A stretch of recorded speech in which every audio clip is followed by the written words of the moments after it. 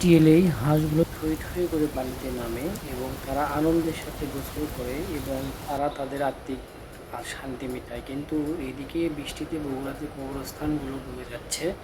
পাশাপাশি ছেলেমেয়েরা তুলি জালি দিয়ে, ডালা দিয়ে, প্লাস্টিকের অনেক সামগ্রী দিয়ে মাছ ধরছে। কি পানি আর পানি, পানি ছাড়া কোনো কথা নেই। বগুড়ার মানুষ আর পানি চায় না।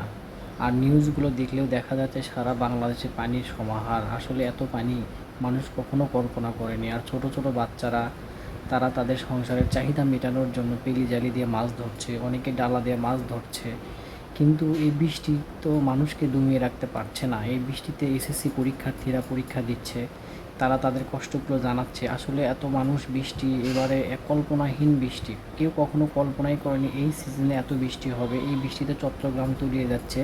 ছেলেপেলেগুলো মাছ মারার সাথে সাথে অনেক আনন্দ পাচ্ছে এবং ছোট ভাই ছাতা ধরে মাছ ধরতেছে এবং আমিও ভাবলাম যে দেখি কি করা যায়। আমি বৃষ্টিতে ঘরের মধ্যে থাকতে পারলাম না, তো আর কি বের হলাম যে আসলে চারিদিকে বৃষ্টি কেমন। আমার বাসার আশেপাশেই তো অনেক পানি, তাহলে দেশের কি অবস্থা বলেন। আসলে আমরা পানিটা যদি আমরা খাল খনন না করি বা পানি যাওয়ার ব্যবস্থা করে না দিই, তাহলে কিন্তু রাস্তাঘাট ডুবিয়ে যাচ্ছে। আর এইদিকে আর্জেন্টিনার সমর্থক একজন আসছে, মানে উনিও দেখতে আসছে কি করা যায়, ভাবতেছে যে মাছ ধরবো কিনা, আসলে মাছ ধরার মতো এ আছে কিনা।